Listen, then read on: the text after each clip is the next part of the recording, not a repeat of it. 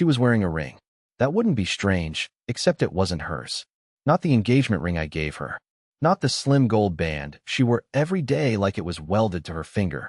This one was silver, thick, and ugly in a modern art kind of way. And it was on her right hand. The hand she always claimed felt naked without coffee, a pen, or me. I noticed it halfway through our silent car ride home. She tapped it against the window like it meant something. Tap, tap, pause, tap. Like Morse code for get out now. I didn't ask. I didn't want the lie yet. I just memorized it. The ring, the hand, the rhythm. The fact that she kept glancing down at it like it didn't belong to her, or like it belonged to someone else entirely, and she was still deciding whether to give it back. We pulled into the garage. The door opened. The lights came on. Normal. She reached for the handle to get out. And then she stopped. "I'm not coming in," she said. There was no emotion in it. Not cold. Not cruel. Just flat. Like she was reading from a teleprompter written by someone who didn't care. "You live here," I said, because that's what people say when their world's collapsing and they think if they just say something obvious, it'll stop the bleed. She shrugged. Actually shrugged. "I'll come by tomorrow. For my stuff." I wanted to scream. Punch the dash. Break something delicate. Instead, I looked down at the floor mats. There were leaves on her side. Wet ones. Red and brown. It hadn't rained in days. "Where were you?" She didn't answer. I said it again. Slower. "Where were you?" She stared out the windshield, still tapping the ring. That foreign, stolen-looking ring. And then she said the line that ripped something soft and stupid out of me. "Don't make this harder than it already is, Finn." I laughed. Actually laughed. It came out cracked and painful, but I didn't care. It was the only thing that made sense in that moment. She didn't flinch. And then she said it. Quiet. Gentle. "No." That was all. No, "I love you." No, "I'm sorry." No, "Please understand." Just a whisper of rejection. A full stop at the end of a sentence I didn't know we were writing. I smiled. Not because I was okay, but because I wanted her to remember it. My face. That broken smile. I wanted it to haunt her like perfume on a shirt that isn't yours. Then I opened the door, stepped out, and walked up the driveway alone.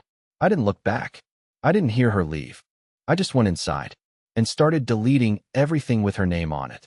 When I got inside, the first thing I noticed was the ticking. Not the digital beep of the microwave clock or the distant hum of the fridge. This was sharp, rhythmic, analog, and it was coming from the hallway. I followed the sound like a bloodhound with a brain hemorrhage. It was faint, but steady. Tick, tick, tick, like a countdown I hadn't agreed to.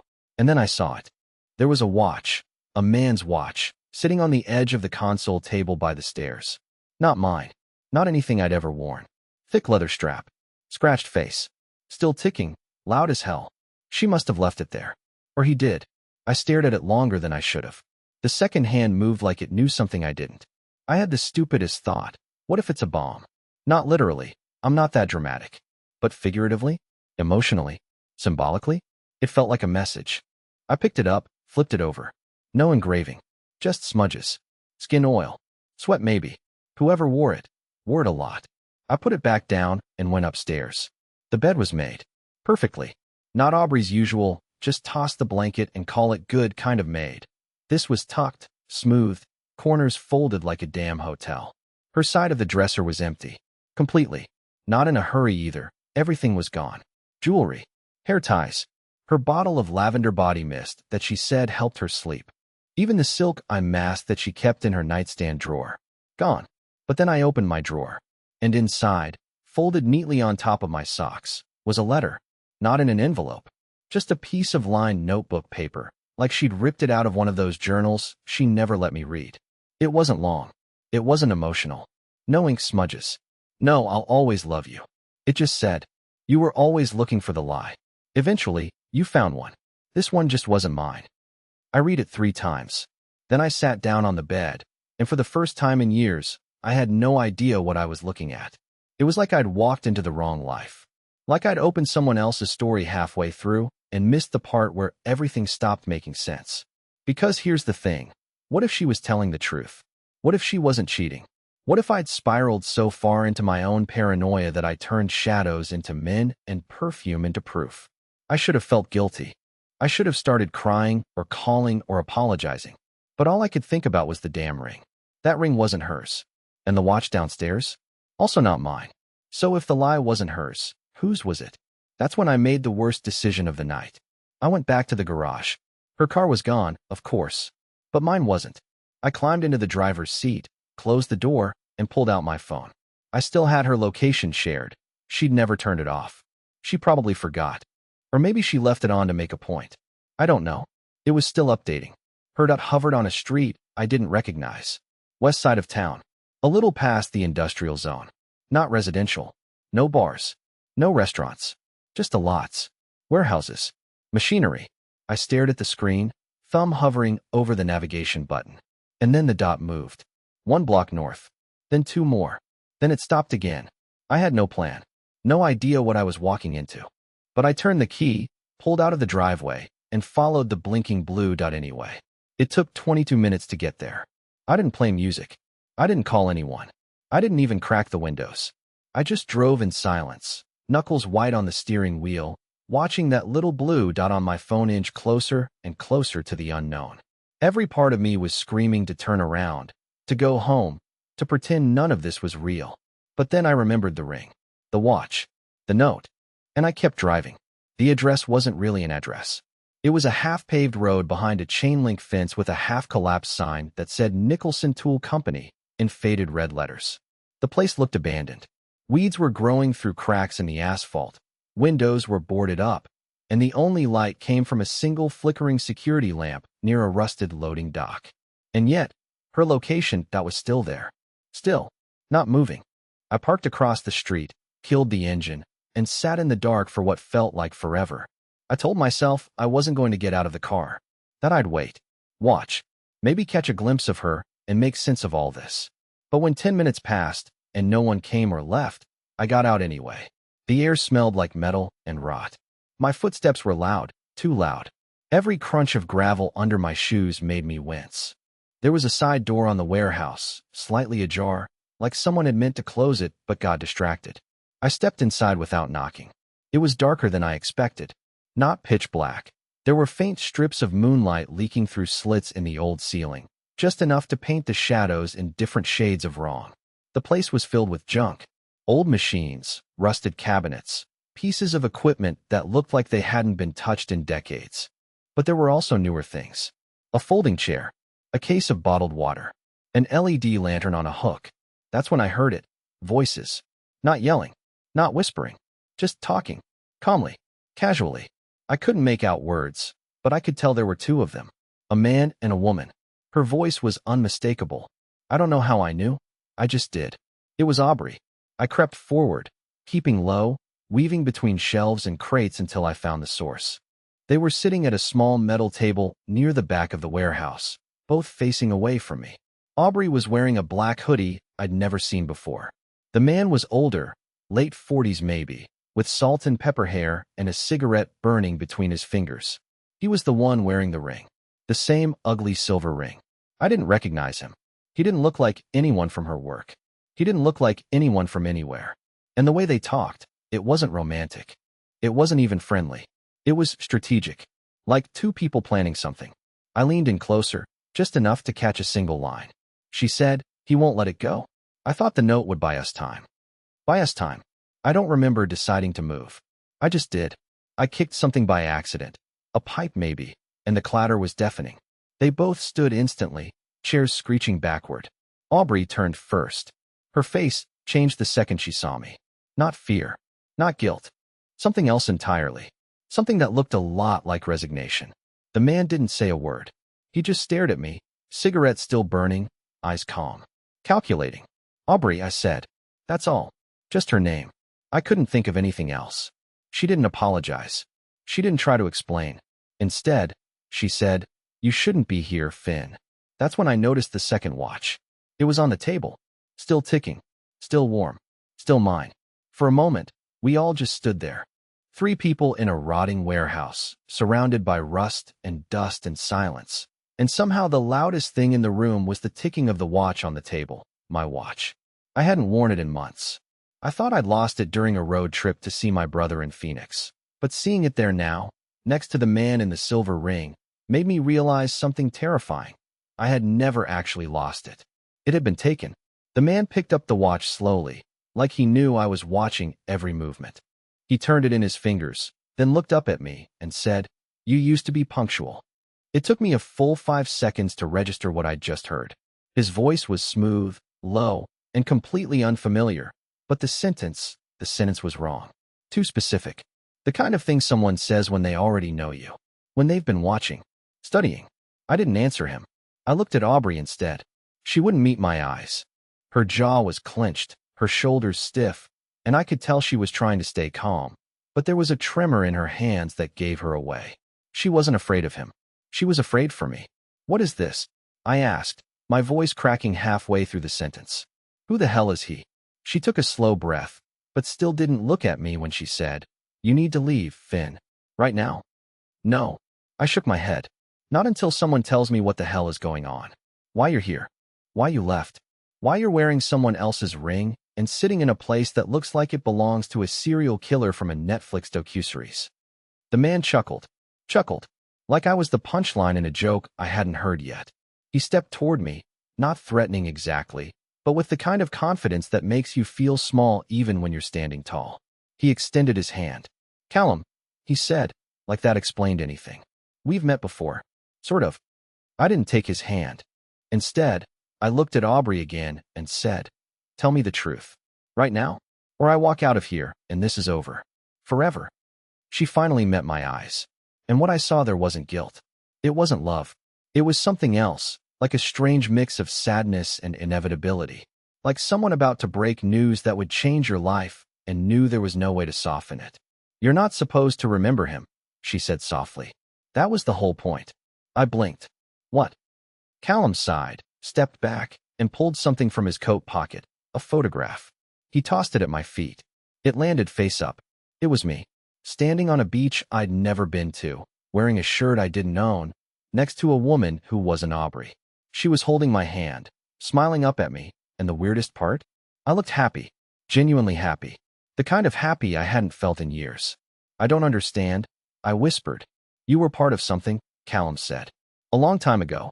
But you got out. You made a deal. You asked to forget. And we let you." I stared at him like he was insane, because he sounded insane, but the problem was, I believed him. Not because it made sense, but because my brain couldn't come up with any other explanation that fit what was happening. "You're lying," I said. Aubrey shook her head. "He's not. But we didn't expect you to unravel this fast. The watch, the ring, the warehouse, none of that was supposed to trigger anything. But something's broken." I could feel my hands shaking. My legs. My whole body was buzzing with adrenaline and confusion and a deep, bone-level dread I couldn't shake. "So what?" I snapped. "You're telling me my life isn't real? That I made it up?" "No," Callum said, calm as ever. "It's real. It's just not complete. And now, because you came here, because you remembered things you weren't meant to, you're in danger." "From who?" "From yourself." I laughed again. A hollow, brittle sound that felt like it didn't belong to me. "You people are insane." "Maybe," Callum said. "But you still followed the dot. You still came here. You still knew that ring wasn't hers." I looked down at my hands. At the photo. At the dust beneath my feet. And for the first time in my life, I realized I couldn't trust any of my memories. The next thing I remember is sitting in my car with the driver's door still open, headlights off, and my knuckles locked around the steering wheel like they'd been frozen there. I don't remember leaving the warehouse.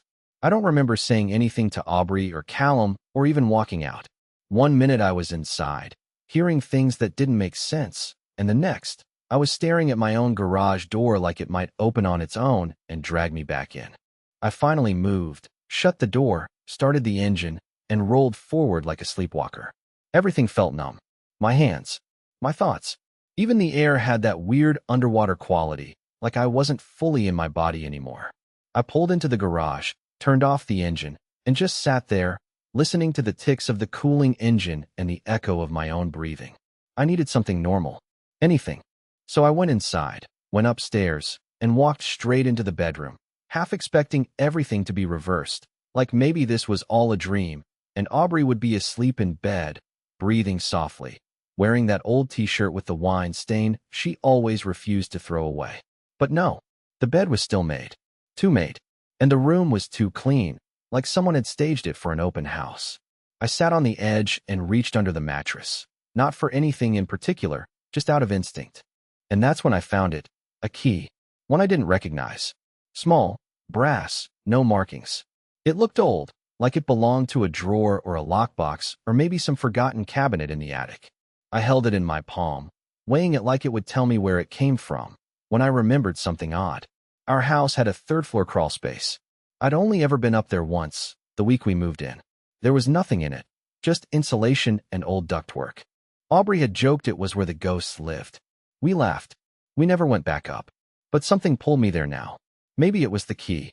Maybe it was the fact that nothing else made sense anymore, and I was starting to feel like I'd woken up inside someone else's life. Either way, I grabbed a flashlight, climbed the folding ladder to the crawlspace hatch, and pushed it open. The air was dry and stale, and filled with the kind of silence that makes your ears ring.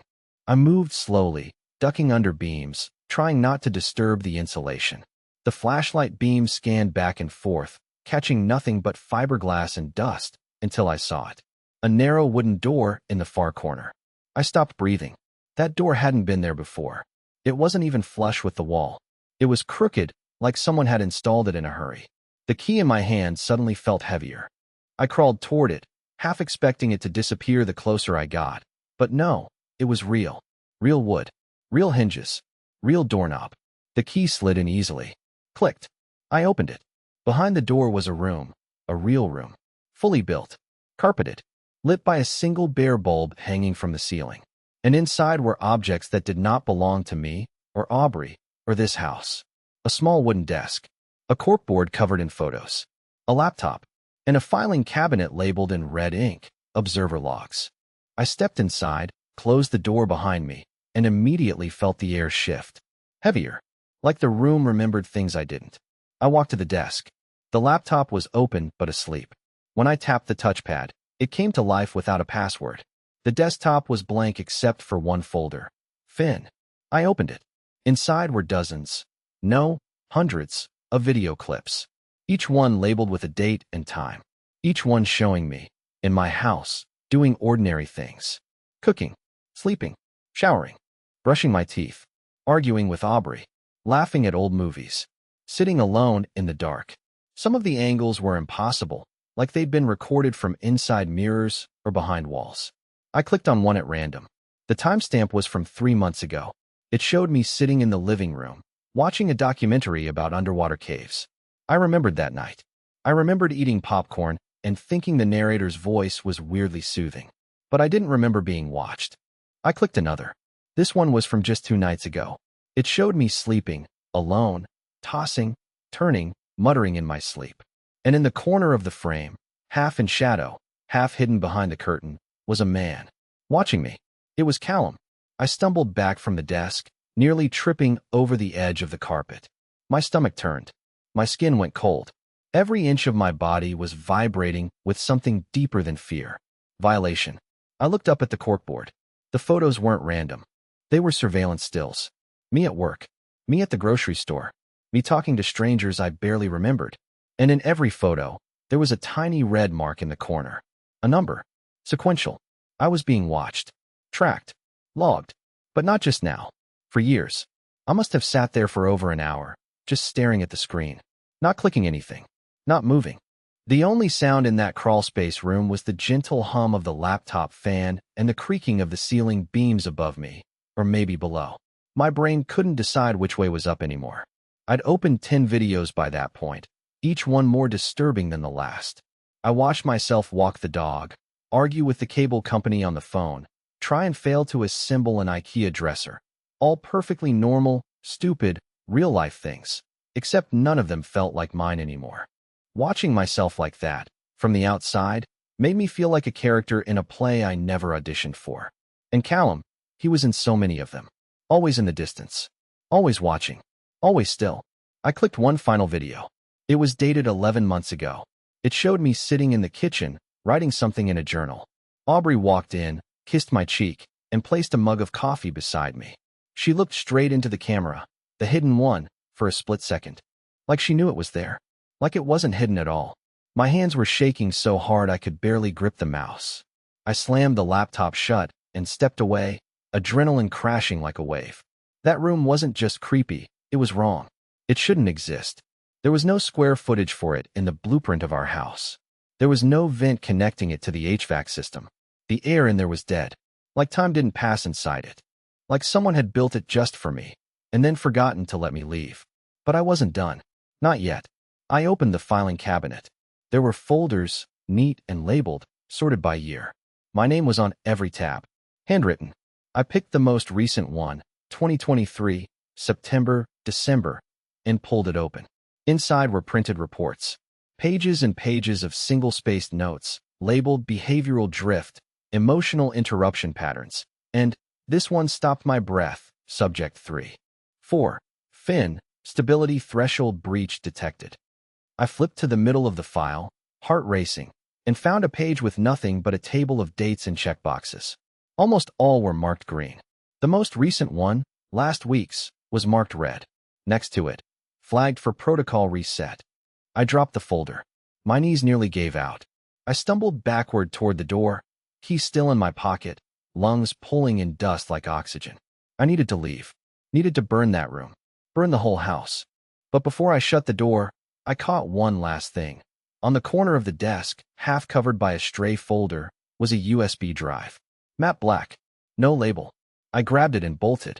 I don't even remember climbing down from the crawl space. I just remember the way the hallway looked when I stepped back into it. Too clean. Like nothing had happened. Like I hadn't just found a surveillance nest built into my own house. The bedroom door was open, lights still on, and for a second, I had the ridiculous, spiraling thought that maybe Aubrey was back. Maybe this was some cruel dream. Maybe if I called out her name, she'd answer and hand me a mug of coffee and tell me I'd been sick or hallucinating or hit my head or... But no, she was gone. And the USB was burning in my palm like a secret I wasn't supposed to hold. I went downstairs, sat at the kitchen table, and plugged the drive into my old work laptop, the one I hadn't used in months. I didn't want to risk using the desktop. I didn't trust anything anymore, especially not the tech we'd bought together. The drive opened immediately. One folder. Restart_fin_3. For inch. My mouth went dry. I clicked it. Inside were 3 files. One was a video, one was a document, and one was an executable file, just called Initiate. Yexi. I opened the document first. It was a transcript. Hundreds of pages. Conversations. Interviews. Reports. People talking about me in cold, detached terms. Words like compliance level, retention drift, emotive decay, and loop degradation. Sentences that made no emotional sense but carried the weight of finality. Lines like, if subject becomes aware of previous loops, full reset is advised with updated backstory reinforcement. Partner memory synchronization has failed in 2 out of 5 trials. Recommend observation model revision. Loop 3, for exhibits increased paranoia. Trigger objects, watch, ring, reintroduced. Response, accelerated degradation. Subject displays pattern recognition beyond threshold. Behavioral anchoring is no longer viable. Soft termination protocol suggested. Soft termination. My hands started to sweat. I clicked the video. It was grainy footage of me in a room I didn't recognize. White walls, no windows, a single chair. I was strapped into it. Calm. Smiling faintly. A voice off camera asked me, "Are you ready, Finn?" And I nodded. The voice continued. Final confirmation. You understand that all prior iterations will be erased. That this one will become your only version. I looked straight into the camera and said, "That's the point." Then the screen went black. I slammed the laptop shut. Everything in me wanted to run. Leave the house. The city. Just disappear. But a louder voice inside whispered something even more dangerous. If you've been reset once, how many times have you already been reset? And why are they watching you again? I didn't sleep that night. Not even for a second. I sat at the kitchen table, the closed laptop in front of me like a ticking bomb, the USB drive still plugged in, pulsing red every few seconds like it was breathing. I kept waiting for someone to knock on the door. Aubrey. Callum. A man in a lab coat with a clipboard and a sedative. But no one came. Just the wind. Just the clock. Just the sound of my life splitting in two. Around 4:30 a.m. I got up and went outside. Not to escape. I wasn't thinking that clearly. I just needed to know if the world was still real. I stood barefoot in the cold grass, staring at the house like it was a stranger, like I'd been renting it from people who never really left. The porch light flickered once. A coincidence, probably. But I stepped back inside anyway. I kept pacing. I opened the laptop again. I didn't click the exe file. Not yet. But I opened the transcript again and searched for keywords. Aubrey. Callum. Restart. What I found wasn't comforting. Aubrey was referred to as a stabilizer construct. Callum was labeled Observer 4, with a note that he had exceeded standard emotional neutrality and might require reassignment. Reassignment to where? Or who? One line made my stomach twist into knots. Subject believes himself to be autonomous. Do not correct unless breach risk reaches 0. 75 or higher. Psychological rupture must appear organic. Appear organic. I wasn't losing my mind. They were engineering the illusion of losing it. That was worse. I scrolled to the end of the transcript. The final line, dated just 2 days ago, simply read, Phase 4 pending. Awaiting subject's interaction with. exe to complete loop closure. They were waiting for me to run the file, and I was still considering it. Why? Because a part of me wanted answers. Not just clues. Not just theories or metaphors or poetic mystery. I wanted truth, even if it came wrapped in pain. Even if it meant finding out I wasn't who I thought I was, or that my memories weren't mine, or that I'd made some terrible choice years ago and forgotten the consequences. But there was something else, too. A seed of doubt planted in my chest, quiet but growing. What if this wasn't the first time I'd found the file? What if I'd clicked it before? Over and over again? What if this entire night had played out 100 times, and I just didn't remember? I needed a second opinion. I drove to City Hall just before it opened, parked across the street, and waited like a man about to confess a murder he doesn't remember committing. When they unlocked the doors, I went straight to the public records desk and requested the original blueprints for my house, under the guise of a home remodel. The woman behind the counter didn't care. She printed out the schematics without question and handed them to me with a plastic smile and a "have a good one, hon." I didn't have a good one. I sat in my car and spread the pages across the passenger seat. I traced the floor plan with my finger. Living room, kitchen, bedroom, second bedroom, bathroom, attic, crawl space. No hidden room. No extra wall cavity. No power lines or insulation runs that could possibly explain the room I'd stepped into last night. And yet I had. I'd touched the desk.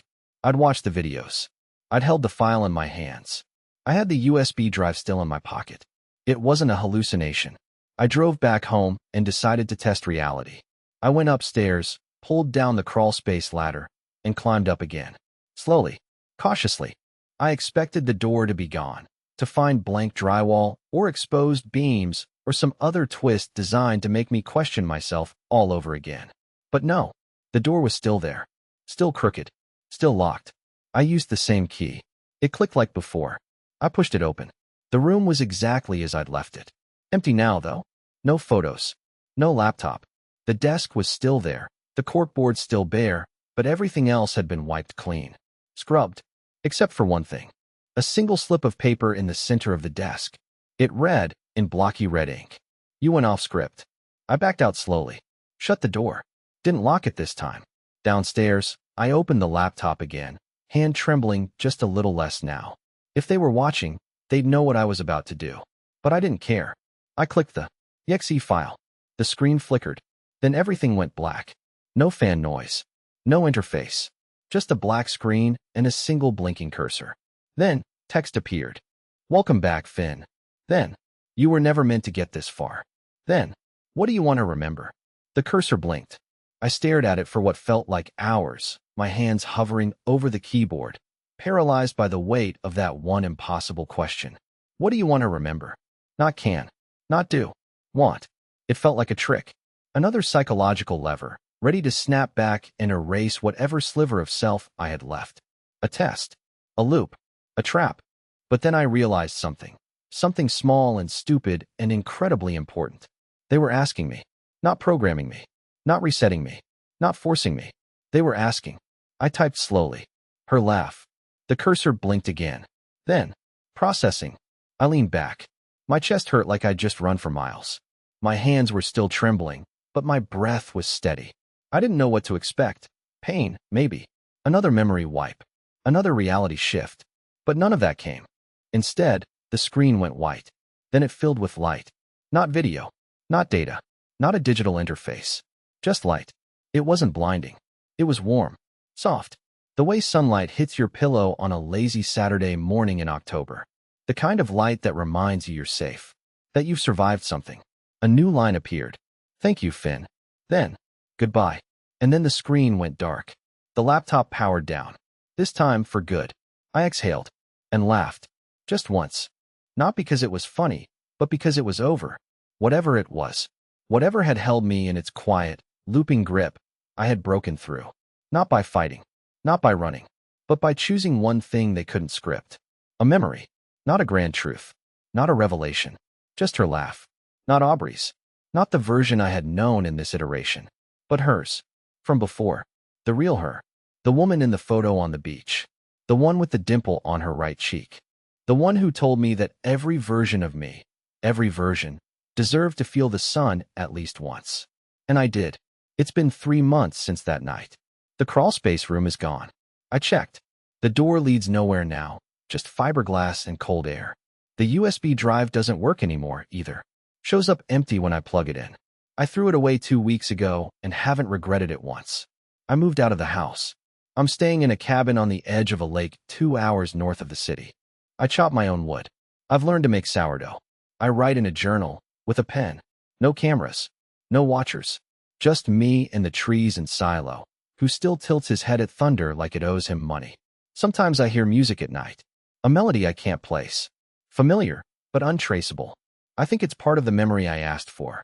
Some fragment of that laugh, echoing in another language, the language of before. And sometimes, just sometimes, I remember something else. A hand on my shoulder. A voice whispering, "You're free now." And I believe it. Because this time, I chose the ending. And it's mine.